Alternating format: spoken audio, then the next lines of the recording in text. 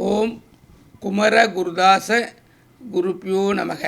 பாம்பன் ஸ்ரீமத் குமரகுருதாச சுவாமிகளின் கருணையினாலே இன்றைக்கு நாம் சிந்திக்கிறோம் 16வது திருச்செய்யுள் பொன்மயிர்க்கண்ணி. சித்திரத்திலும் பொறிக்க ஒண்ணா திருவழகை சித்தத்தினால் அணைத்தால் தீருமோ பொன்மையிலே. சித்திரத்திலும் பொறிக்க ஒண்ணா திரு அழகை சித்தத்தினால் அணைத்தால் தீருமோ பொன்மையிலே. இதுதான் இந்த பாட்டு. இப்போ உங்களுக்கு புரியும். ஆனால் சித்திரம்ன்றது தெரியும், சித்தம்னா என்னதுன்னு தெரிஞ்சுக்கணும். இதான் இப்போ நம்ம இதில் இருக்கிற விஷயம். அவ்வளோதான். இதுக்கு உதாரணம் யாருன்னாக்கா திருநின்ற ஊரில் வாழ்ந்த பூசலார் நாயனார் எடுத்தீங்கன்னாக்கா இதுக்கு பொருந்தி வரும். இப்போது பாம்பன் சுவாமி ஞான வாக்கியத்தில் வெல்லுக வெளியில் செல்லும் மனத்தை எழுதிப்பார். ஞான வாக்கியத்தில் 108வது வாக்கியம் ஞான வாக்கியம். வெல்லுக வெளியில் செல்லும் மனத்தை வெளியில் போகிறத தடுத்தாதான் வெல்ல முடியும், இறைவன்ட்ட போக முடியும். இதுதான் சாமியுடைய இதுக்கு உட்பட்டது தான் இந்த பாட்டில் வரும். இது ஞான வாக்கியம் 14 வயசு 15 வயசுல எழுதுகிறாரு. அப்புறம் இது இவ்வளோ லேட்டில் தான் எழுதியிருக்காரு. அதே சமயம் அருணகிரிநாதர் இந்த பாட்டுக்கு இன்னொரு அர்த்தம், இன்னொரு பாட்டு எழுதுவார். கைவாய் கதிர்வேல் முருகன் கடல் பெற்று உய்வாய் மனநே ஒழிவாய் ஒழிவாய் மெய்வாய் விழி நாசியோடு செவியாய் ஐவாய் வழி செல்லும் அவாவெனின்னு எழுதுவார். இந்த 5 வழி மூலமாக 5 வாய் இருக்குது. அது வழியாக மனம் வெளியே போகுது. அது போகாமல் உள்ளுக்குள்ளே நின்றுதுன்னா கண்ணு காது மூக்கு வாய் தோல் ஐவாய் மெய்வாய் விழி நாசியோடு செவியாம் ஐவாய் வழி செல்லும் அவாவினி. அது ஆசைகளெல்லாம் அடக்கி உள்ளுக்குள்ளே அதுலேருந்து வர அறிவை நீங்கள் அடக்கிறதுல அதுலேருந்து வர அறிவு விஷயங்களை புற விஷயங்கள் அதுலேருந்து இது பண்ணினா உள்ளுக்குள்ளே வரலாம் அப்படிங்கிறதான். இப்போது நீங்கள் இது 2 சித்தம்னா என்னதுன்னு தெரிஞ்சிங்கன்னா தானே நம்ம முதல்ல போக முடியும், உள்ள நுழைய முடியும். சித்தம் என்பது நம்ம உடம்புல ஒரு ஸ்பேர் பார்ட். இதுதான் இங்கே சைவ சித்தாந்த சாமி எழுதும்போது இந்த தெரிஞ்சு வந்துக்கணும். சித்தம் என்பது சைவ சித்தாந்தத்தில் ஒரு ஸ்பேர் பார்ட்ஸ். மனம், புத்தி, சித்தம், அகங்காரம்னு அந்த காரணம் 4 கொடுப்பாங்க. 36 தத்துவங்களில் 4 தத்துவங்கள். அது என்ன பண்ணுன்னா, எந்த உயிர் இந்த உடம்பை விட்டு உயிர் பிரியுது அது உயிர் கூட அது போயிடும். அந்த காரணம் அது உருவம் கிடையாது. அது போய் மறுபடியும் திருப்பி அது ஔவையார் அந்த விநாயகர் ராகவலில் எழுதிடுவாங்க. இது மறுபடியும் திருப்பி இன்னொரு உயிருக்கும் போகும், மறுபடியும் இன்னொரு உயிருக்கும் போகும், இன்னொரு உயிருக்கும் போகும். இதுதான் ரெக்கார்டு. அது முன்ஜென்ம கர்மா, முன்ஜென்ம வினைன்னு சொல்லுவாங்க. சித்தத்தில் என்னென்னலாம் நீங்கள் தேக்கி வைக்கிறீங்களோ அதெல்லாம் எடுத்துருந்து அடுத்த பிறவி. பாம்பன் சாமி போன பிறவிலேயே அதெல்லாம் பண்ணிட்டாரு, புண்ணியம் பண்ணிட்டார், பேங்க்கில் வச்சுருக்காருன்னா அது சித்தத்தில் இருந்துச்சுன்னு அர்த்தம். அதை தூக்கின்னு அடுத்த உயிரில் வரும்பொழுது, அப்பாவுன்னு வரும்பொழுது அந்த உயிரில் சித்தம் வேலை செய்ய ஆரம்பிச்சிடும். இந்த சித்தம்தான் நமக்கு முக்கியமான பேங்க்கு. அதை தான் எழுதுகிற. சித்திரத்திலும் பொறிக்க ஒண்ணா திரு அழகை சித்தத்தினால் அணைத்தால் தீருமோ பொன்மையில். அது முருகனா ஒரு அழகாக பார்த்துருக்காரு, வேறு எங்கேயோ ஒரு ரூபத்தில் பார்த்துருக்காரு. அது அவர் அப்படி எழுத சித்தத்தினால் அணைத்தால் தீருமோ அப்படிங்கிறது அது. ஆனால் அதுக்கு ஒரு நாயனார் நமக்கு வாழ்ந்துருக்கணும் இல்லையா? 63 நாயன்மாரில் சும்மா சாதாரணமாக ஒன்றும் 63 பேர் நிற்கலே. அதில் வாழ்ந்தவர் தான் பூசலார் நாயனார்.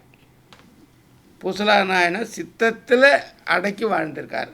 அதை தான் இப்போ நான் உங்களுக்கு சொல்ல போகிறேன். இந்த கண்ணு காது மூக்கு வாய் தோல் இதன் மூலமாக மனம் பெற்று மனம் என்ன பண்ணும், மனம் புத்திக்கிட்ட கொடுக்கும். மனம் புத்தி சித்தம் அகங்காரம் அந்த காரணம் 4 இருக்குது. இந்த 5 இந்த 5 அறிவு கருவிகள் மூலமாக அறிவிந்து கொண்டு மனத்துக்கிட்ட கொடுக்கும். மனம் என்ன பண்ணும், அதை அப்படியே புத்திக்கிட்ட ஒப்படைக்கும். புத்தி என்ன பண்ணும், நல்லது கெட்டது பிரிக்கும். இப்போ கூட இந்த தண்ணிகளை கழிவு நீரை மாற்றுறாங்க, நல்ல தண்ணியாக தோட்டத்துக்கெல்லாம் பாய்ச்சத்துக்கு மாற்றுறாங்க. கழிவு நீரை இப்போ ரெண்டாக பிரிக்கிறாங்க, சுத்தமான கழிவு, நல்ல கழிவு, சுமாரான கழிவு பிரிக்கிறாங்க. அப்படி அந்த வகையில் இது மனம் வந்து புத்திகிட்ட கொடுத்து புத்தி பிரிக்கும். இது நல்லதுன்னு பிரிக்கும், இது கெட்டதுன்னு பிரிக்கும். இது நல்லதுன்னு பிரித்தாலும் சித்தம் பேங்க்கில் வச்சுக்கும், இது கெட்டதுன்னு சொன்னாலும் பேங்க்கில் வச்சுக்கும். நமக்கு இது பிறக்கும் பொழுது நல்லதுன்னு தெரியாது, கெட்டதுன்னு தெரியாது. யாராவது சொன்னால் அதை கேட்டு தான் இது நல்லது இது கெட்டது அப்படின்னு நம்ம முடிவு பண்ணிக்கிறோம். அது முன்னாடி வரைக்கும் அந்த வார்த்தை தெலுங்கில் சொன்னால் வேறு, கன்னடத்தில் சொன்னால் வேறு, இங்கிலீஷில் சொன்னால் வேறு. எந்த மொழியில் அவங்க சொல்கிறாங்களோ அந்த மொழிக்கு அதுக்கு தகுந்த அர்த்தத்தை நம்ம புரிஞ்சுக்கிறோம். அதுதான் மனம் வந்து சித்தத்துக்கிட்ட கொடுக்கறது, புத்திகிட்ட கிட்ட சித்தம் கொண்டு. நீங்கள் கவனித்து பார்த்தீங்கன்னா இப்படி தான். இதுதான் சித்தத்தினால் அனைத்தால் தீருமோ பொன்மையிலே அப்படிங்கிறாரு. அப்போது வெறுமனே அழகாக படம் வரைஞ்சி வச்சுட்டு அதிலே தெரிஞ்சுக்கிறது இல்லை. இதெல்லாம் யாருடைய சித்தம் நல்லதை சேர்த்து வைத்து கொள்கிறதோ அது பிறந்ததோ அது எல்லாம் அருளாளர்கள். யாருடைய சித்தம் நல்லதை சேர்த்து வைக்கலையோ அதெல்லாம் மறுபிறப்பாளர்கள்.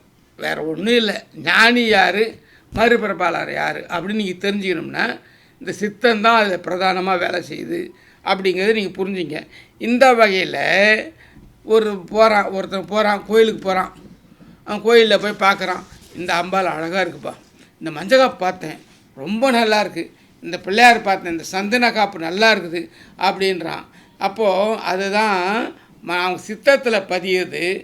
அதுதான் அவங்க வந்து வெளியே சொல்லியிருக்காங்க. இப்போ ஒரு சிற்பிக்கிட்ட போகிறீங்க, ஒரு சிற்பி வராரு, ஒரு கல் எடுக்கிறாரு, ஏதோ ஒரு கல் எடுக்கிறாரு, அந்த கல்லில் படம் வரைவார். ஒரு சிலை எடுப்பார், சிலை எடுத்து அது சிலை வரையணும், ஒரு சிலை வேணும் அப்படின்போது அதில் என்ன பண்ணுவார், படம் வரைஞ்சிட்டு எது தேவையில்லையோ அதெல்லாம் கழிச்சிடுவார். அப்போ தேவையானது வந்துடும். ஒரு சிலை உங்களுக்கு வருதுன்னா தட்சிணாமூர்த்தி வேணும், அந்த அம்பாள் வேணும்னு இவன் அழகாக இருக்குன்னு இவன் சொல்லியிருக்கிறான். ஆனால் அந்த அழகும் அந்த அழகு இல்லாததும் எங்கே இருக்குது, அந்த சிற்பிக்கிட்ட இருக்க உளியில் இருக்குது. அழகு இல்லைன்னு சொல்லி தள்ளி விட்டுருவான். எது வரைகிறாங்களா, எது தேவையில்லையோ அதெல்லாம் தள்ளிடுவான், கழிச்சிடுவான். எது தேவையானதோ அதை வச்சுக்குவான். இதைத்தான் புத்தி பண்ணணும். இதுக்கு தான் புத்தி பண்ணுறது வேண்டிய வேலை.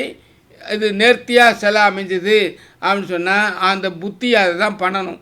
இப்படி தான் வடிவமைக்கிறது. இந்த வகையில் தான் இது எவ்வளோ தூரம் புரியுதுன்னு பாருங்கள். எது தேவையில்லையோ சிற்பி அதை கழிச்சிடுவான், அப்போ தேவையானது வந்துடும். அதே போல் மனம் கிட்டேருந்து புத்திக்கிட்ட போனது புத்தி சித்தத்திட்ட போகும் பொழுது எது தேவையில்லையோ அதை கழிச்சிட்டாக்கா தேவையான சித்தம் ஸ்டோர் பண்ணி வச்சுக்கொள்ளும். இதுதான் நீங்கள் புரிஞ்சு கொள்ள வேண்டிய விஷயம். இந்த வகையில் இந்த கண், காது, மூக்கு, வாய், தோல் இதன் மூலமாக தேவையில்லாததும் வரும், தேவையானதும் வரும். தேவையில்லாத கழிச்சிடணும், தேவையானதை வச்சுக்கணும். இப்படி வச்சுன்னு இருந்தவர் தான் திருநின்ற ஊரில் வாழ்ந்த பூசலார் நாயனார். அவர் என்ன பண்ணுறாரு, பூசலார் நாயனார் 63 நாயன்மார்களில் ஒரு நாயன்மார், சாதாரண பாமர மனிதன். அவர் ஒன்றும் பெருசாக வசதி கிடையாது. அவர் ஒரு சிவன் ஒரு கோயில் கட்டலாமேன்னு நினைக்கிறாரு. அப்போ கோயில் கட்டலான்னா பணம் கேட்குறாரு, எங்கேயும் பணம் கிடைக்கல. அப்போ பொருள்கள் கேட்குறாரு, பொருள்களும் எதுவும் கிடைக்கல. இந்த இடத்துல தான் பாம்பன் சாமி வாக்கியம் ஒன்று வரும், பக்தி தவம் சிரத்தைன்னு வரும். ஒன்று பக்தி இருக்கணும், எல்லாருக்கும் பக்தி இருக்குது, பக்தி இல்லாத எவனுமே கிடையாது. நீங்கள் எவனா கவனிச்சு பாருங்கள், எல்லாருக்கும் பக்தி இருக்கும். ஆனால் பக்தியை தேவைப்படும் பொழுது அவனுக்கு பிரச்சனை இருக்கும் பொழுது பக்தி வரும், தீவிரமாக இருக்கும். பிரச்சனை இல்லைன்னா பக்தி குறைஞ்சி போகுது. பக்தி வந்து தொடர்ந்து தவமாக வரணும், ஒரு சிஸ்டமேட்டிக்காக தவமாக கொண்டு வரணும். அந்த தவத்தை சிரத்தையாக பண்ணணும். பக்தி தவம் சிரத்தைன்னு சாமி சொல்லுவார். இதை தான் வந்து நிறைய பேர் 2வது 3வது இடத்துல தான் விலகிறாங்க. அதை தான் சித்தத்தில் பதிய வச்சு டெய்லி போகணும், டெய்லி இதை பண்ணணும், வாரத்தில் ஒரு நாள் போகணும், மாதத்தில் ஒரு நாள் போகணும், இத்தனை மணிக்கு போகணும், இத்தனை மணி இந்த கோயிலில் தான் பார்க்கணும் அப்படின்னு சொல்லி சிஸ்டம் பண்ணிட்டீங்கன்னாக்கா அது கரெக்டாக ஆர்கனைஸாக வந்துடும். அதுதான் சித்தம். சித்தத்தினால் அனைத்தால் தீருமோன்னா சித்தத்தில் தான் அதை நீங்கள் தவத்தையும் சிரத்தையும் கொண்டு போக முடியும். பக்தி மனதில் வரும், ஆனால் தவமும் சிரத்தையும் சித்தத்தில் தான் கொண்டு போக முடியும். அது நீங்கள் சிஸ்டம் பண்ணால் தான் வரும். புத்திகிட்ட கொடுத்து சிஸ்டம் பண்ணணும்.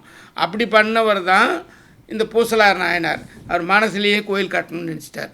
சரி நம்ம இப்படி நம்மளால் பணம் தான் கிடையாது, சரி மனசில் கோயில் கட்டி பார்ப்போமே அப்படின்னு நினச்சிருக்காரு. அப்போ சித்தம் அதுக்கு அக்செப்ட் பண்ணிச்சு.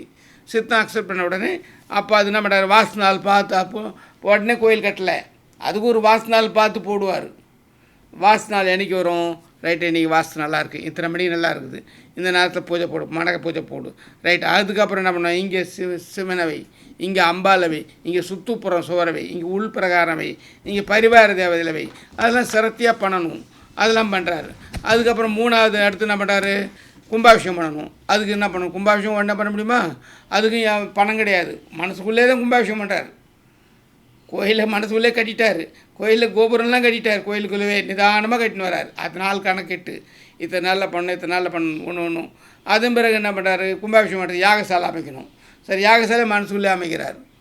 இங்கே யாகசாலை போட்டால் நல்லாயிருக்கும், இத்தனை ஐயருங்க வந்து இந்த மாதிரி அவர் ஐயராக இருந்திருக்கலாம், இந்த மாதிரி ஐயரில் கணக்கு போட்டு அவர் அதை பண்ணியிருப்பார். அதெல்லாம் யாகசாலை பூஜைலாம் புரிஞ்சு அதெல்லாம் பண்ணியிருக்கார். அதெல்லாம் பண்ணிட்டு வரும்பொழுது அவர் அதே நாளில் அதே நேரத்தில் காஞ்சிபுரத்தில் கைலாசநாதர் கும்பாபிஷேகத்தை ஃபிக்ஸ் பண்ணிட்டாங்க. ஆனால் சிவன் என்ன பண்ணார், ராஜா கிட்ட போய் சொல்லி திருநின்ற ஊரில் போ, நான் அங்கே தான் வரப்போகிறேன் அப்படின்ட்டார். உடனே திருநின்ற ஊருக்கு அந்த ராஜாவும் கனவுல கேட்டது, கனவுல சிவன் வந்து பேசுவார். அதுதான் இதில் இருக்கக்கூடிய இந்த ரகசியங்களெல்லாம். அதுதான் நமக்கும் நம்ம கும்பிடும் பொழுதும் தூங்கும் பொழுது கூட இறைவனே இன்றைக்கி நீ கனவுல எனக்கு வாழ்ந்தான்னு சொல்லி வேண்டிக்கணும்.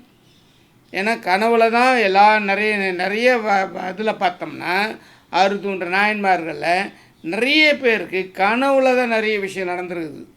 அடுத்து பாம்பன் சாமி வரலாறையும் பார்க்க போகிறீங்க. கனவுல நிறைய வந்திருக்கிறதே பாம்பன் சாமி வரலாறு அடுத்தில் வருது, 19ஆம் பாட்டுன்னு நினைக்கிறேன். அது சொல்ல போகிறேன். அது சொல்கிறத வரலாறில் இருக்கிறத சொல்ல போகிறேன்.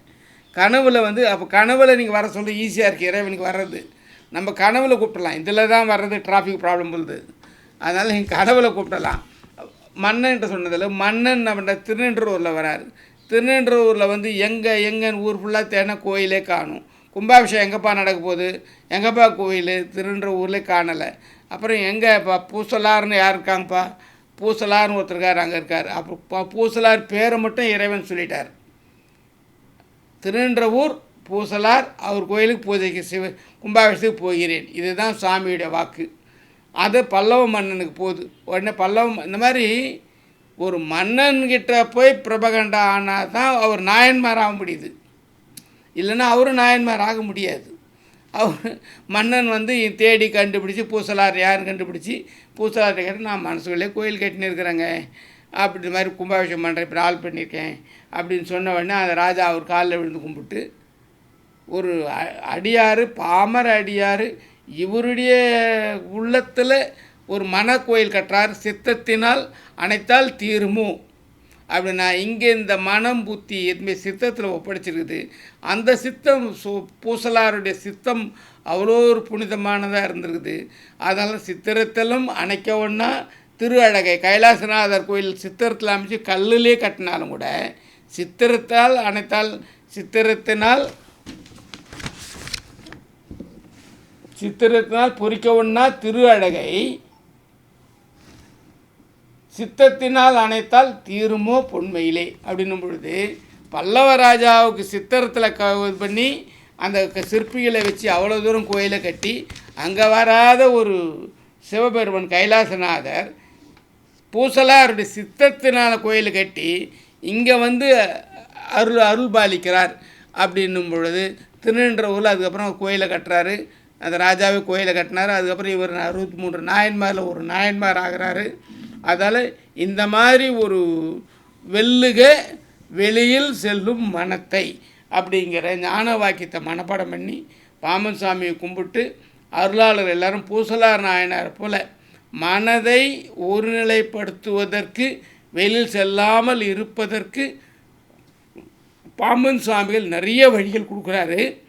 இந்த வழிகளை என்னால் சொல்கிறதுக்கு முடியும், நானும் பயிற்சி எடுத்துன்னு இருக்கிறேன். அதில் ஒன்று தான் ஏற்கனவே உங்களுக்கு கொடுத்துருக்கிற 39, 45, 46, 47 தானு வளைய பயிற்சி.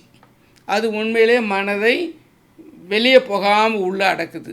நீங்கள் நிதானமாக நீங்கள் அதை பயிற்சி எடுத்து பாருங்கள். டெய்லி 100 செஞ்சு பாருங்கள். அதனுடைய ரகசியம் நிறைய அற்புதமான இருக்குது. ருத்ரன் வந்து குசை நுனி நீர் அப்படின்னு சொல்லியிருக்காரு பாம்பன் சுவாமி திருவலங்கத்திரட்டில். அதுபடி அந்த சாப்பிட்ட பலன் கிடைக்குதுன்றாரு. அது என்னை பொறுத்த வரைக்கும் அது நான் ப்ராக்டிஸ் பண்ணிகிட்டு இருக்கிறேன். நீங்களும் எல்லாரும் அதை பயிற்சி பெற்று உள்ளவே இந்த பாட்டுக்கு